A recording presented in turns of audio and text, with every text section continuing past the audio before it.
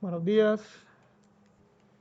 ¿Alguna pregunta de cosas que tengáis atrasadas, dudas? Bueno, vamos a seguir con el espejo de corriente Moss-Wilson, que nos quedamos un poco a la mitad. Estábamos calculando la resistencia de salida, vimos la pequeña desventaja que tenía este espejo, que era que tenía un error sistemático, puesto que la tensión del transistor, la tensión drenador fuente del transistor 2 no iba a ser igual que la tensión drenador fuente del transistor Q1, y entonces a poco que tuvierais un pequeño valor de la tensión early, pues iba a haber diferencias en la corriente que circula por la fuente y ref de referencia y la corriente de salida de la fuente, que es la que queréis obtener, ¿no? La que queréis proporcionar a alguna parte del circuito. Bien, el circuito que teníamos que analizar estaba en régimen AC, que es el que estáis viendo ahí en la diapositiva. Tenéis ahí los modelos de los tres transistores. Estamos utilizando en este caso el modelo Pi para todos, porque aquí no hay ningún problema, como la puerta está aislada. Es sencillo de analizar, como vais a ver. Le ponemos una fuente de tensión Vx en los extremos donde queremos determinar la resistencia de salida, y tendremos que ver qué relación existe entre la Vx y la corriente que proporciona esta fuente Ix, que estáis viendo también en rojo ahí a la derecha del dibujo.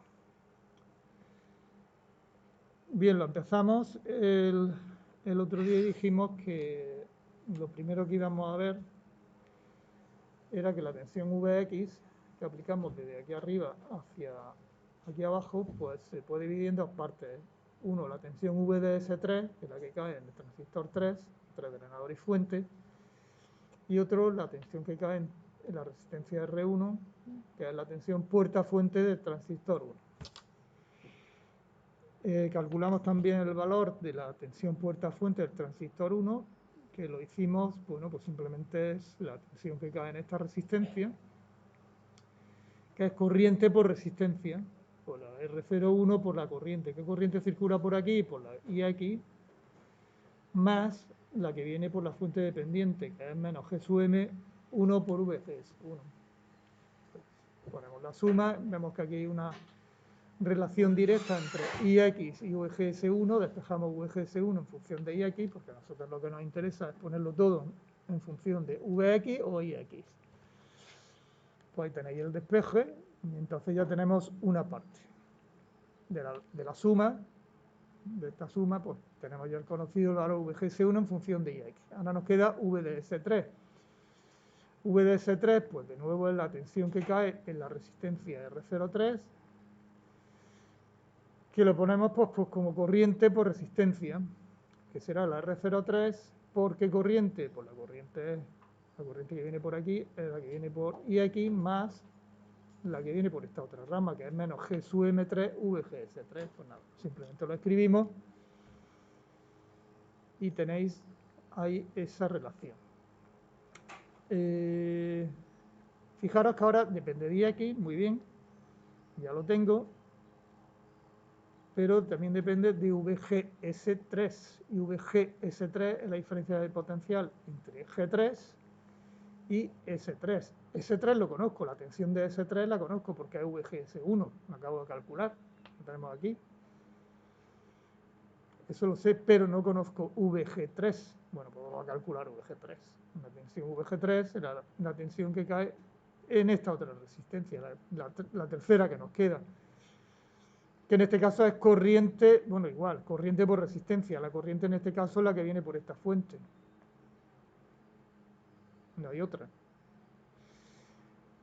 Por lo tanto, pues simplemente escribimos menos G sub M2, VGS2 por R02. Pero es que VGS2, fijaros, VGS2 es lo mismo que VGS1. Y VGS1 ya lo hemos puesto en función de IX. Entonces, ya lo único que queda que es pues, poner VGS3 como he dicho antes, VG3 menos VS3. El VG3 lo tengo en función de VGS1. El VS3, que es VGS1, pues puedo sacar VGS1 factor común de 1 más G sub M2 por R02. O sea, un signo menos. Y después simplemente poner VGS1, utilizar esta expresión que estamos viendo aquí para ponerlo en función de I sub X. Pues ya lo tenéis. Entonces ya tenemos VGS3, que nos aparecía aquí en el VD3. Entonces tendremos que llevarnos esto aquí arriba. Ya lo tenemos todo en función de IX. Esto ya nos lo llevamos aquí arriba. Esta expresión también nos la llevamos aquí arriba y ya tenemos una relación entre VX e IX. Y esa relación, pues no es ni más ni menos que esta que estáis viendo ahí en la diapositiva. Bien, un poquillo larga, pero se puede simplificar. Vamos a hacer las simplificaciones. Fijaros. Vamos a fijarnos, por ejemplo, empezamos con el último término. Normalmente G sub M por R0 es la ganancia intrínseca de un amplificador y eso es mucho mayor que 1, por lo tanto este término lo puedo despreciar. Si hago esto, pues R01 entre G sub M y R01, pues al final me queda 1 partido G sub M1, ese término. El primero, pues nada, R03. En este, ¿qué podemos hacer? Pues aquí de nuevo podemos despreciar el 1 en este numerador y denominador. Y entonces fijaros que aquí me queda G sub M1 por R01, este con este me lo simplifico, con lo cual me quedaría aquí G sub M3, R03, G sub M2, R02, partido G sub M1, más 1 partido G sub M1.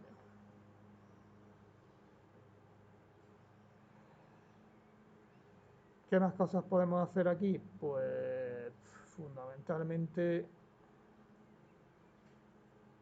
aquí podemos hacer que básicamente el G sub M2, fijaros como si suponemos que los transistores todos son iguales, están fabricados dentro del mismo sustrato, tenemos que aplicar se pasan las mismas corrientes aproximadamente, aproximadamente van a pasar las mismas corrientes, pues cabe esperar que si todos esos transistores son iguales, el G sub M2 y el G sub M1 también sean iguales. Con lo cual al final lo que me quedaría sería I sub X por R03 más R02 por G sub M3 R03 más 1 partido G sub M. Y bien, de todos estos términos, el que es dominante realmente es este. El término dominante es justamente el segundo. Y por lo tanto la resistencia de salida nos quedaría aproximadamente R02 por, es decir, la resistencia de salida de este transistor por la ganancia intrínseca de este transistor, el transistor 3. Entonces fijaros que vuelva a salir una expresión similar a la que teníamos con los cascodos. Por lo tanto es que esto es muy repetitivo. Por eso digo, esto es que hay que aprendérselo porque si no sabéis esto, mal asunto, por las veces que lo hemos utilizado. La única diferencia es que aquí tenemos la resistencia de salida, no del transistor que está justo debajo, sino que el que tenemos en diagonal. Tenemos el R02 de este transistor, del transistor 2, por la ganancia intrínseca del transistor 3. No es la del 3, la ganancia intrínseca del 3 por la resistencia de salida del 1. ¿Por qué? Porque este transistor, es que resulta que el transistor 1 está en saturación, precisamente porque está unido, está cortocircuitado el drenador con la puerta. Entonces este lo vamos a tener siempre trabajando en saturación, no va a variar. No va a variar el punto de operación. El que sí va a variar en este caso, extrañamente, es justamente el transistor 3.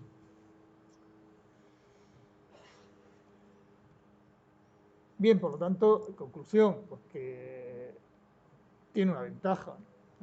Tiene la ventaja que tiene una resistencia de salida grande, que es lo que estábamos buscando, ¿no? Estamos buscando fuentes que proporcionaran resistencias de salida grande para que al ponerlas con el resto del amplificador no disminuya la ganancia. No disminuya la ganancia. No pongamos dos resistencias en paralelo, una sea pequeño y eso haga que la resistencia equivalente sea pequeña. Entonces, lo hemos conseguido. Bien, pero como hemos empezado la clase, hemos dicho que tenía un problema ese diseño que hizo el señor Wilson hace ya un montón de años, que era pues, que teníamos el error sistemático, y es que la tensión del drenador fuente del transistor Q2 y Q1 pues no era lo mismo. Y ya digo, se puede venir afectado por el efecto Early, por lo tanto las dos corrientes, IREF e I0, puede que no sean exactamente iguales, que haya diferencias. Y eso es algo que, bueno, pues que no nos interesa. Nosotros queremos que sea lo más próximo, lo más parecido a esa corriente semilla que tenemos en la IREF.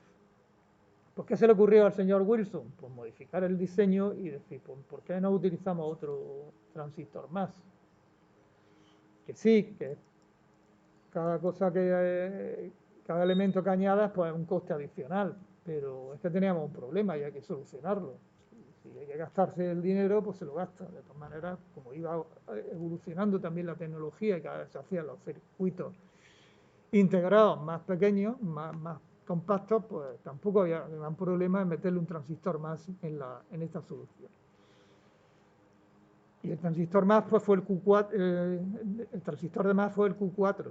Y entonces en esa configuración Wilson, también un Q4 con el drenador y la puerta cortocircuitado, de manera que lo garantizábamos que también estuviera en saturación. Fijaros que ahora si analizamos la tensión de puerta, esta VG 4 o 3, es lo mismo. Podemos ver que esa diferencia de potencial es igual pues, a la que cae entre puerta y fuente del transistor 4 más la tensión drenador fuente del transistor 2. Pero por otro lado es la tensión puerta fuente del transistor 3 más la tensión drenador fuente del transistor 1. ¿Eso qué quiere decir? Pues eso quiere decir que si estamos pasando o están pasando una corriente IREF e I0 que son aproximadamente iguales, pues las tensiones de puerta de los transistores van a ser iguales. Entonces, ¿qué obtenemos? Si VGS4 y VGS3 son iguales o aproximadamente iguales y la suma es lo mismo, pues eso quiere decir que VDS2 y VDS1 en este caso pues van a ser iguales. Y por lo tanto aquí no vamos a tener ese error sistemático. Las tensiones de drenador fuente del transistor 1 y 2 son lo mismo y aunque tengamos una tensión R pequeña me va igual, porque como las tensiones de drenador fuente son la misma, garantizo que la corriente I0 en este caso ya sí va a ser igual a la IREF. Entonces, pues este señor solucionó este problema simplemente añadiendo ese transistor. Fijaros la evolución, cómo ha ido evolucionando el diseño de los circuitos. Empezó con la celda base, con los dos transistores, después se le metió la solución del espejo de corriente degenerado por la base, después vino Wilson y lo modificó ligeramente, con 3 transistores, teníamos el error sistemático y le añadió este otro cuarto transistor. Fijaros cómo ha ido evolucionando, porque las cosas van poco a poco, no empiezan de golpe con esta idea. No, porque inicialmente había menos problemas, había otros problemas, y se tenían que adaptar a esos problemas que había. Surgen otros, pues va cambiando el diseño del circuito. Pero fijaros que son pequeños detalles y cómo ha ido la electrónica evolucionando a base de esto, cambiar a lo mejor de colocar un transistor aquí, ponerlo en otro sitio, y ahí estamos, ¿no? Cómo está la electrónica, cómo está todo. controlado por esta disciplina. Me viene a la cabeza de un estudiante que pasó por aquí también hace ya un puñado de años, casi 20 años, y me dijo cuando estaba trabajando en Infineon, en Alemania, y le pregunté, bueno, ¿qué estás haciendo ahora? Y dice, no, pues yo estoy tratando de ver la resistencia de salida, la etapa de salida de un amplificador operacional.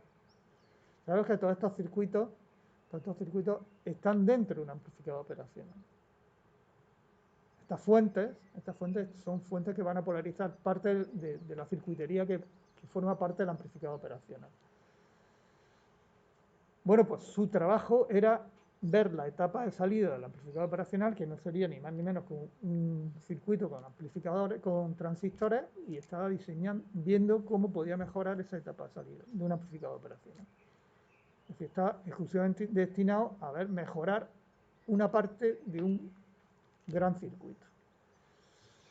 Es decir, que no penséis vosotros que vaya, hombre, hay genios, ¿no?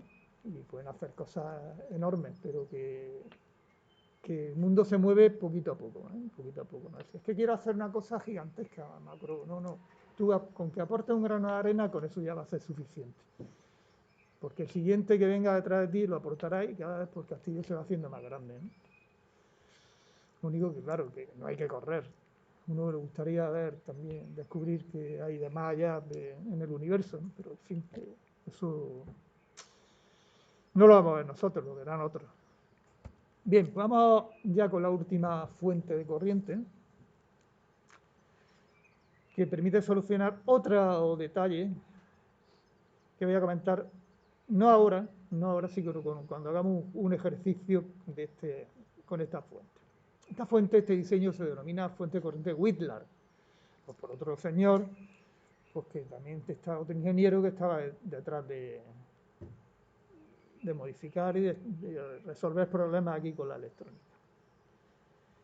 Fijaros que este circuito que estáis viendo ahí es muy parecido a la fuente básica de corriente, el espejo de corriente. Lo único que hemos metido aquí es la resistencia R.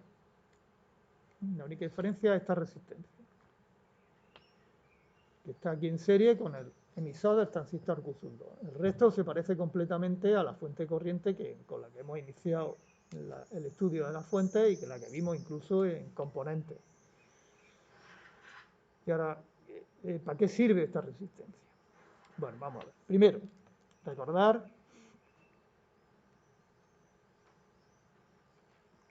bueno, antes que nada, vamos a ver las condiciones de estudio del circuito. Nos está diciendo que analicemos este circuito con transistores una beta infinita y que los transistores Q1 y Q2 son exactamente iguales.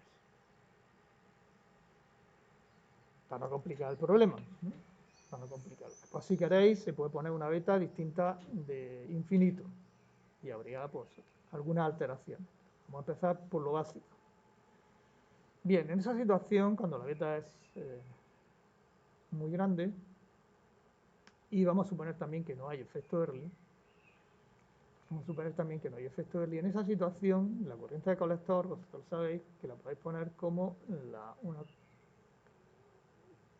constante I sub S de la temperatura por elevado a VB partido la tensión térmica. ¿Vale? Eso es lo conocido ya del transistor bipolar cuando funciona en activa. Evidentemente el transistor Q1 sabemos que está en activa y el Q2 debemos garantizar que está en activa para que esto funcione como fuente de corriente. Entonces yo voy a utilizar las expresiones de activa, porque uno lo está y otro quiero que esté. No le meto el efecto Early, que aquí habría que corregirlo, acordaros, por este término, pero voy a suponer que la VA es infinita, por lo tanto este término lo vamos a despreciar para facilitar el estudio. Bien. Fijaros que ahora la tensión base emisor del transistor 1 y el 2 ya no son iguales. Ya no son iguales las tensiones base emisor de los dos transistores, porque realmente la tensión base emisor del transistor 1 será la suma de la de la base emisora del transistor 2 más la caída de potencial en la resistencia RE. Por tanto, ya no son iguales. ¿Eso qué quiere decir? Pues eso significa que ya la corriente IREF y la corriente I0 son diferentes. Ya son distintas. Porque las tensiones base emisor de los dos transistores ya son diferentes. Ya de partida, aquí no vamos a decir, no, es que lo que queremos buscar es que la I0 y la IREF sean lo más parecidas posible. No, aquí de partida son distintas. Vamos a ver qué ventajas tiene esto. Que las tienen. Porque de partida son distintas. Bueno, vamos a calcularla entonces. Fijaros, VB1, si me lo despejáis de aquí, si lo despejáis de aquí, esto será pues V sub T por el logaritmo neperiano de la corriente colector en este caso, y si suponemos también beta infinito, la corriente base es 0, por lo tanto la corriente de colector es lo mismo que la IREF.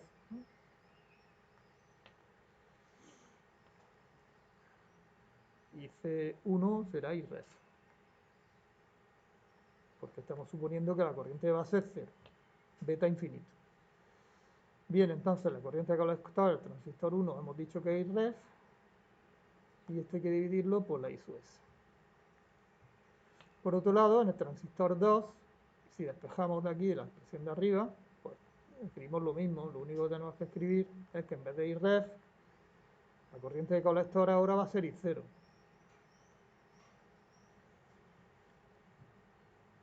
Tenemos esas dos expresiones.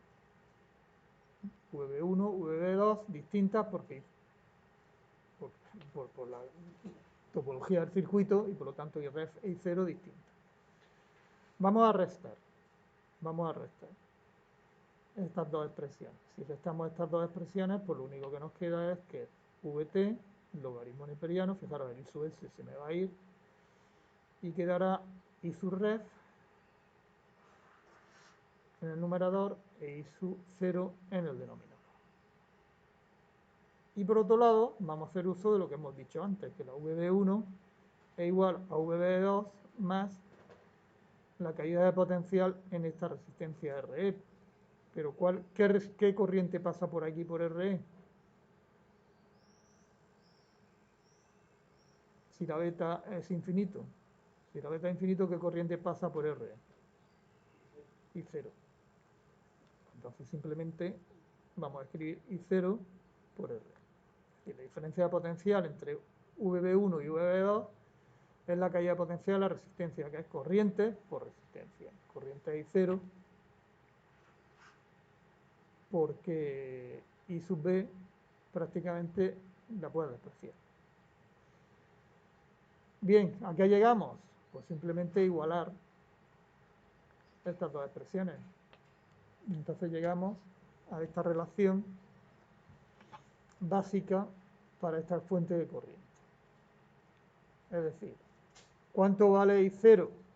Pues I0 lo tenéis que determinar a partir de esta igualdad. No se puede despejar porque sale una ecuación trascendente. Habrá que hacerlo por métodos numéricos, iterativos, para determinar el valor de I sub 0. Si se conoce, por supuesto, el valor de RE y se conoce el valor de IREF. Si conocéis el valor de IREF y conocéis el valor de RE, podéis determinar el valor de la corriente que circula a la salida de vuestra fuente de corriente, el I0, que de partida hemos dicho que es distinto de IREF. ¿Vale? Pues ya lo hemos analizado. Ahora, ¿qué repercusiones tiene esto? Vamos a verlo en un problema. Y ahora el problema nos dice lo siguiente.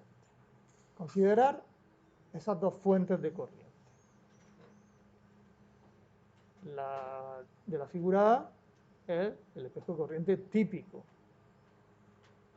Y el de la figura B es la fuente de corriente Whitlar que acabamos de ver. Primero localizamos los dos circuitos. Lo básico y a la derecha el Whitlar. El problema me dice, yo quiero diseñar una fuente de corriente de valor 10 microamperios. Y por lo tanto, tengo que encontrar el valor de R1 en el caso de la fuente de corriente normal,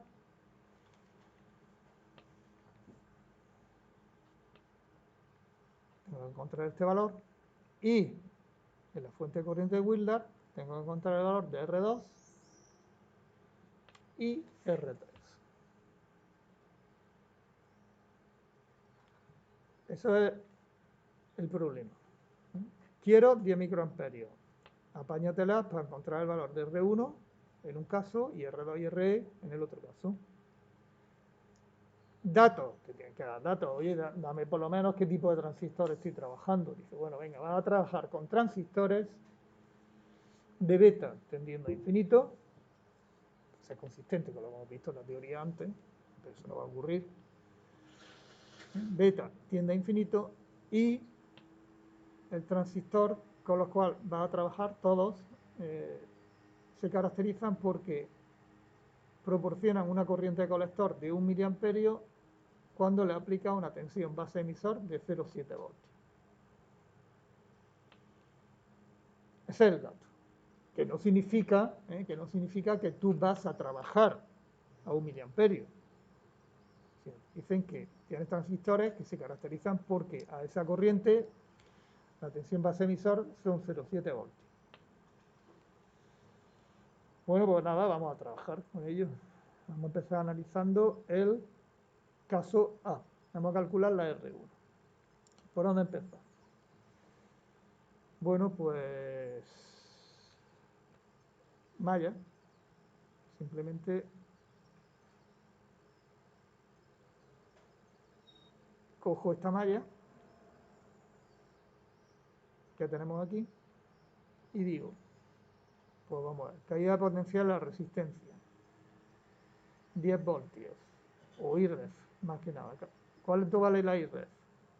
IREF es la corriente que circula por la resistencia R sub 1, que es diferencia de potencial, que es 10 voltios, menos la tensión de este punto. ¿Cuánto vale la tensión de este punto?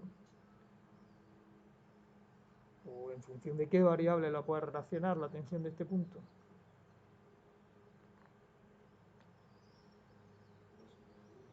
¿Perdona? VB1 dividido por la resistencia R sub 1. Más cosas. VB1 y IREF. Cosas que sabemos. Oye, mira, me están diciendo a mí que la beta es infinita. No me están diciendo nada la tensión early, por lo tanto yo me callo y supongo que la tensión early también es infinita. Entonces, ¿cómo va a ser I0 e IREF iguales? Estamos en el caso ideal, por lo tanto aquí son iguales.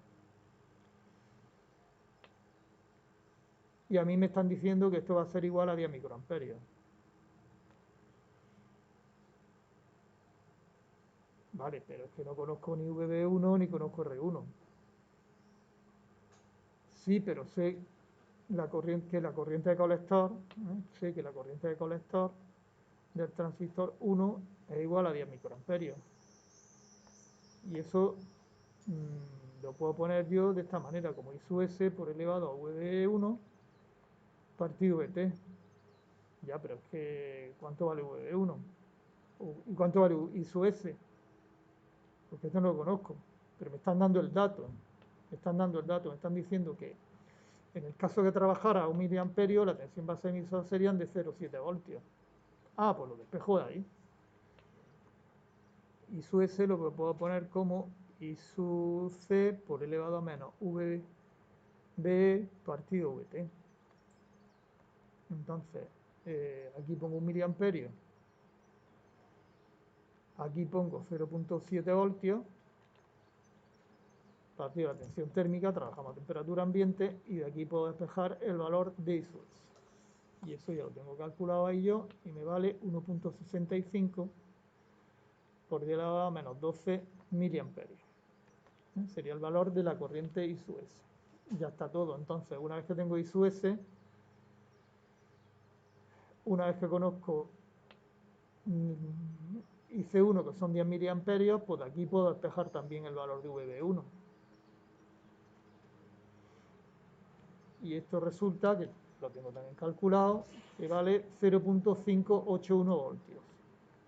Aquí lo tenéis. ¿Y qué más cosas nos queda por saber? El R1. Bueno, pero ya está, esto ya me lo despejo de aquí. Ya lo despejo de esta ecuación. Porque aquí conozco I0, ya conozco VB1, lo único que me queda es por determinar el valor de R1. Despejándolo de aquí me salen 942 kiloohmios. Es decir, 0.94 megaohmios. Y yo mi pregunta, ¿tú eso lo puedes meter en un circuito integrado? ¿Una resistencia de 1 megaohmio?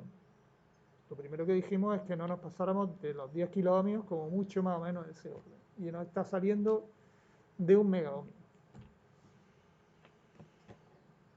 Pues ese fue el problema que tuvo la gente de aquella época. ¿Y quién lo solucionó? Pues el señor Whitlam.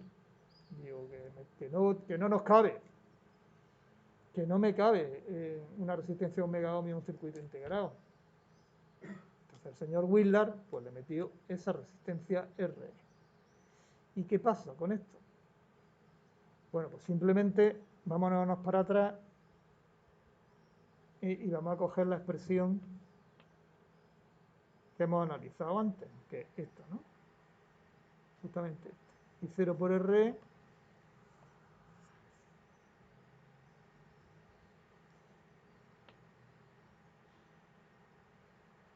es igual a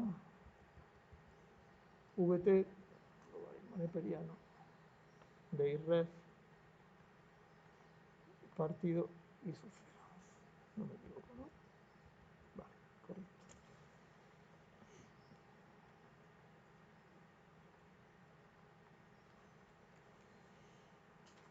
Digo, vale. Y 0 sé cuánto vale. Y 0 sé cuánto vale. Pero no conozco ni IREF, porque IREF será la corriente que circula por la resistencia R2, en este caso.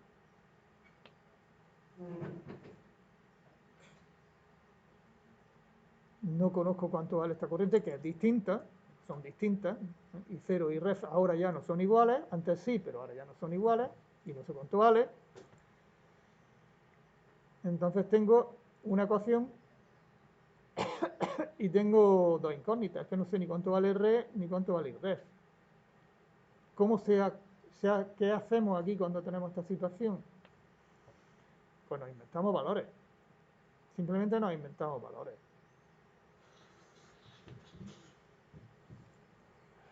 ¿Qué valor le podemos dar a IREF? Es distinto, es distinto. ¿Qué valor le podemos dar a IREF?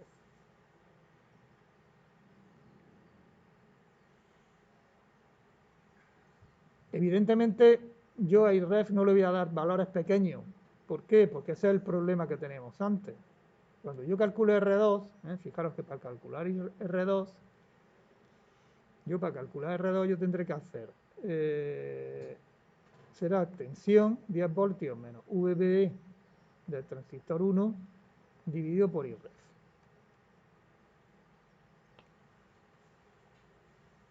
Entonces, si yo doy a IREF valores pequeños, aquí la R2 me va a salir grande. Y no voy a conseguir nada, me voy a quedar en las mismas. Si yo IREF no le voy a poner también 10 microamperios, y ni muchísimo menos todavía. Bueno, menos no puedes ponerle, tienes que ponerle más, porque la tensión base emisor del 1 es mayor que el 2. Pero no le vas a poner 20 miliamperios, porque no hacemos nada, te va a salir en vez de 1 megaohmio, te va a salir medio megaohmio, y estamos prácticamente en la misma. Vamos a aumentar por lo menos 2 órdenes de magnitud. Si estamos pasando de megaohmio y yo quiero llegar a los 10 kiloohmios, pues vamos a meterle, bajarle 2 órdenes de magnitud. Entonces, 2 órdenes de magnitud, pues podría ser un miliamperio, 2 miliamperios. Vamos a probar con 2 miliamperios. Vamos a probar con 2 miliamperios. ¿Qué pasaría si IRREF lo hacemos 2 miliamperios? Pues nada, si IRREF lo hacemos 2 miliamperios, como ya conocemos el ISUS, que está calculado de antes, pues ahí podría calcular el VB1, que es igual a VT por logaritmo neperiano de IRREF partido I sub S. Si supongo 2 miliamperios, despejo y ¿cuánto me sale aquí? Que ya lo tengo calculado, pues me salen 0.718 voltios. Con esto podría calcular el valor de R2, que lo tenemos aquí. Ya podríamos calcular el valor de R2, que esto está mal. Me sale 4,64 kiloohmios. Digo, hombre, pues ya otra cosa.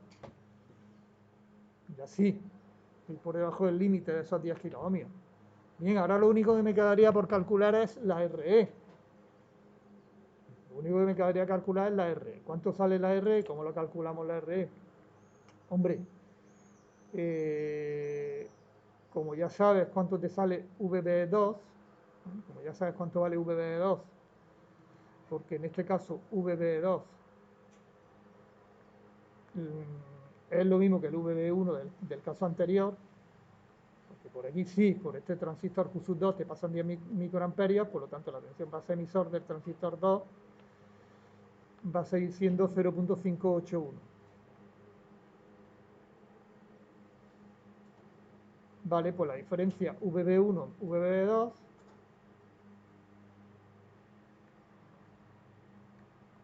es igual a I sub 0 por RE.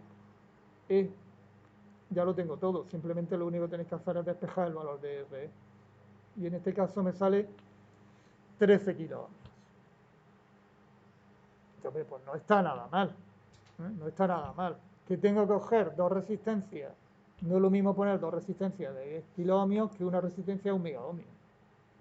Entonces, pues el señor Whitlock, pues se quitaron todo el mundo el sombrero, le pusieron nombre a este circuito, que ya es poco, ¿no?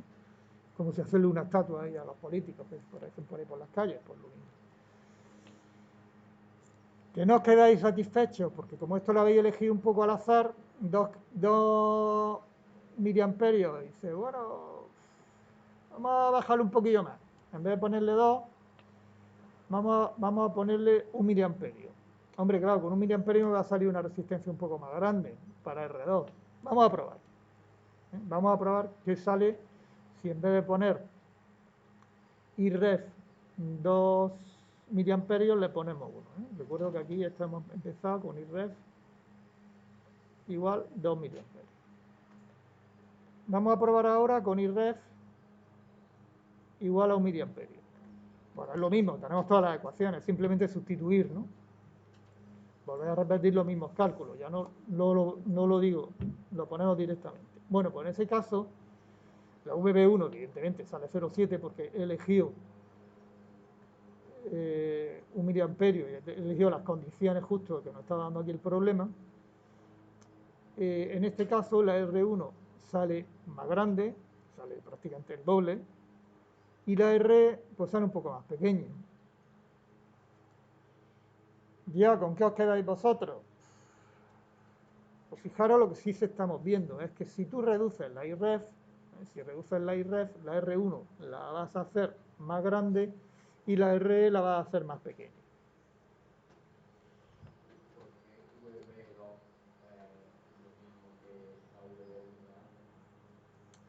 Porque en el transistor este, aquí en este transistor, la IC2 es igual a I0, que es igual a 10 microamperios, que es igual a I sub S por elevado a VB2 partido VT.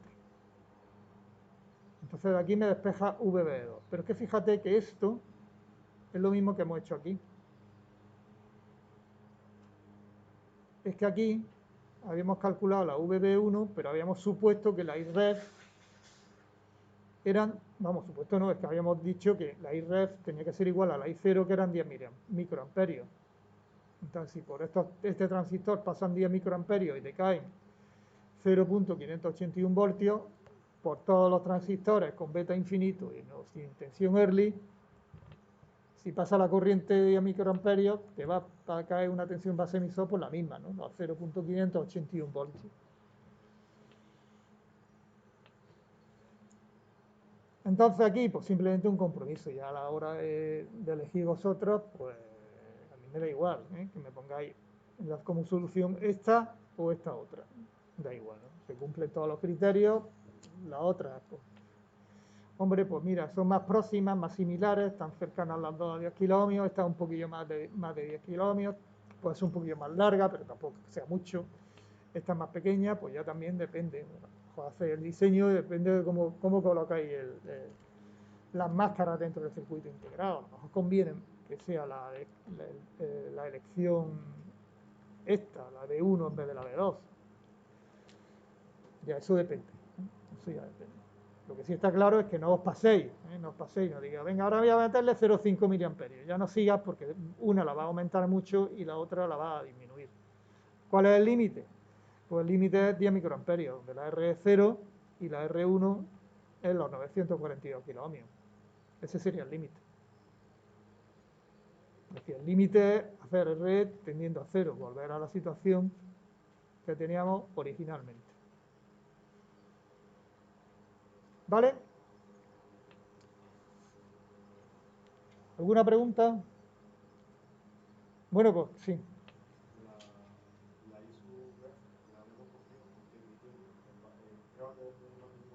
Dos órdenes, le he puesto dos órdenes, porque como he visto que la resistencia era un megaohmio y a mí me interesa que sean del orden de los kiloohmios, pues son dos órdenes de magnitud.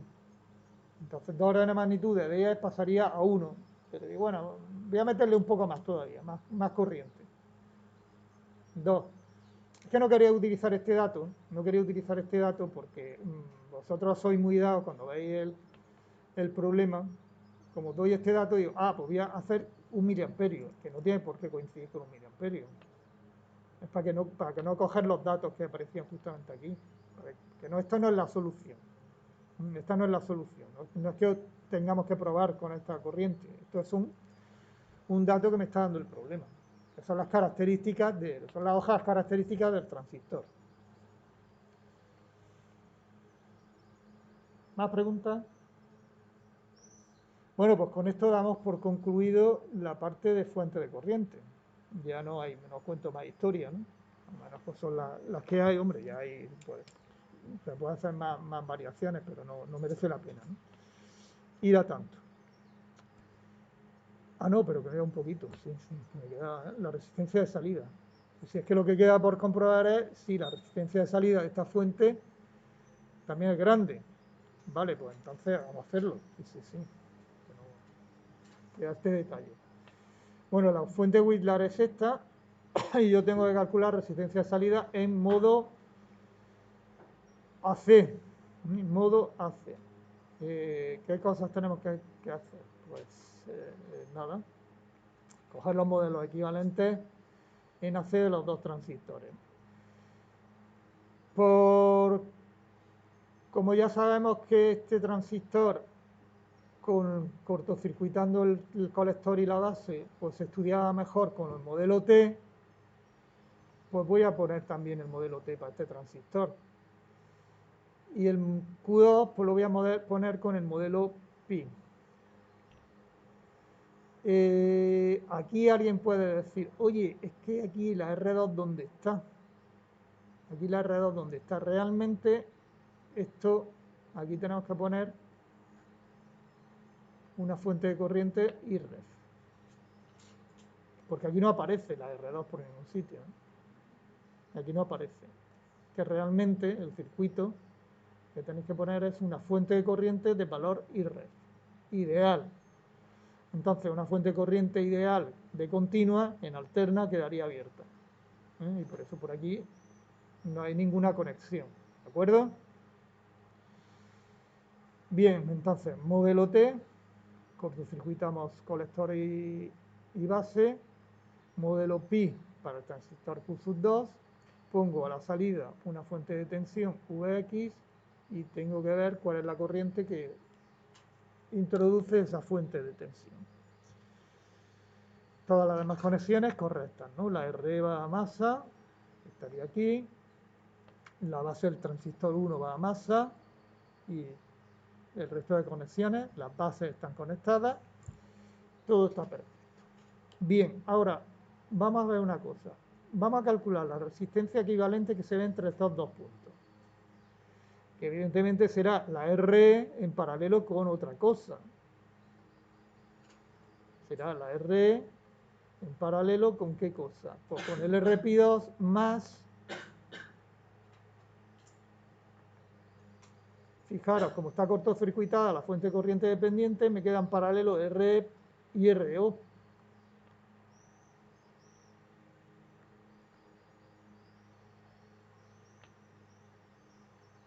R en paralelo con RO, ¿qué es?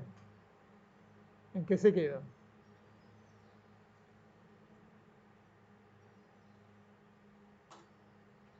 R paralelo RO. R. RP2 más RE.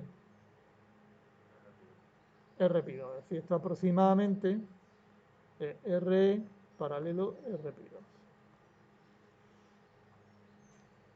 Bien, y ahora la tensión V sub A.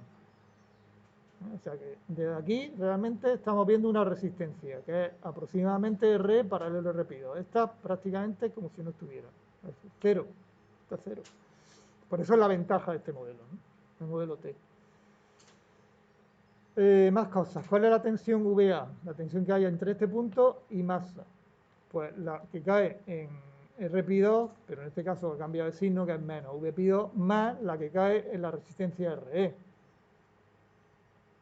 Que no sé cuánto vale, pero ¿cómo será esa la caída de tensión de la resistencia RE en comparación con la caída de tensión en la resistencia RP2? Muy pequeña. Por lo tanto, VA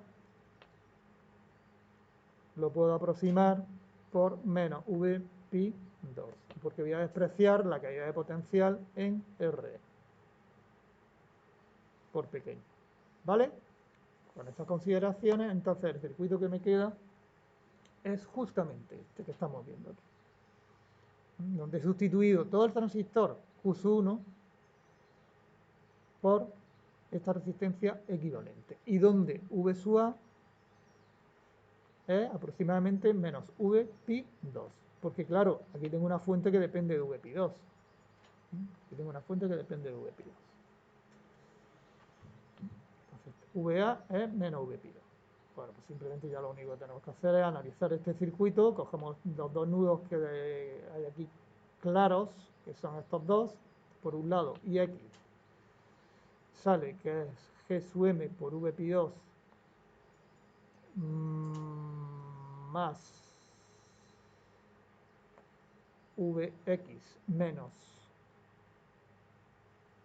VA, que es menos VP2, con lo cual quedaría más VP2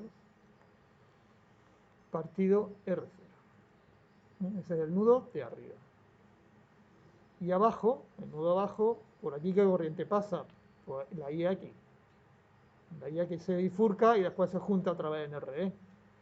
Por lo tanto tenemos que IX es igual a menos VP2 partido RE paralelo con RP2.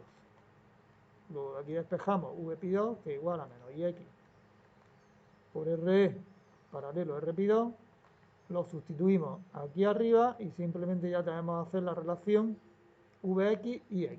Ya no lo despejo porque tenemos ahí el resultado. Sale todo esto que tenemos aquí, pero fijaros que aquí estos términos lo que se puede despreciar, por ejemplo, este término se puede despreciar, que me quedaría solo G sub M2 por RE paralelo RP2, y después de este término, pues lo que podría despreciar prácticamente es el 1. Es decir, que te queda pues R02 por G sub M2 RE paralelo RP2. Es decir, una resistencia de salida multiplicada por una ganancia, que depende exclusivamente todo de Rp2 y RE. Acordaros que esta era la expresión de los cascodos. Esta era la expresión de los cascodos, del valor máximo que sacaba la resistencia de salida de un cascodo con bipolares. Lo único que aquí aparece también el término RE, porque hay que tenerlo en cuenta. Está en el Whistler. Pero en cualquier caso estamos viendo que la resistencia de salida pues aumenta, ¿no? Es grande, ¿no? La resistencia de salida de un transistor, el R0 multiplicado por un término de ganancia, porque suele ser grande. Y RE, es que claro, RE ya puede ser de orden de los kiloohmios, ya estamos R de kiloohmios, R2 kiloohmios, ya no puedes decir que uno sea dominante, y hay que exponerle las dos cosas, aquí ya no domina ninguno, ni por grande ni por pequeño, porque R y RP2 van a ser aproximadamente del mismo orden, entonces tenemos que trabajar con esa expresión, pero la conclusión es que tenemos una fuente donde la resistencia de salida también es elevada. Entonces Whistler consiguió reducir la resistencia para poder utilizarla en circuito integrado y además una fuente donde la resistencia de salida fuera elevada, porque después tenemos ahí tenemos cascodos, tenemos algunos elementos que necesitan de resistencia de salida grande. Entonces fijaros que hemos conseguido resistencias de salida grandes sin utilizar resistencia. Resistencia de salida grande, resistencia equivalente grande sin utilizar resistencia. Hombre, aquí sí hemos puesto la RE. Pero simplemente hemos utilizado transistores, elementos activos. Todo el diseño de un circuito integrado básicamente es con elementos activos. Y esto porque dijo el Whistler, vamos a meterle esta porque si no, no solucionamos este problema. Esas son las excepciones donde aparecen esas resistencias. O en una semilla de una fuente de corriente que sí que tienes que poner una resistencia de alta precisión para conseguir una determinada corriente y después esa la redistribuye por el resto del circuito. ¿De acuerdo? Entonces ya sí terminamos con la fuente de corriente. ¿Alguna pregunta? ¿Alguna cosilla? ¿Perdona? La R2 no la ponemos porque realmente esto es una fuente de corriente ideal. Aquí lo que tiene es una fuente de corriente ideal. Piensa en los circuitos redireccionadores de corriente. Que tú tienes una semilla en un sitio, pero después en el resto del circuito lo que tienes son fuentes de corriente.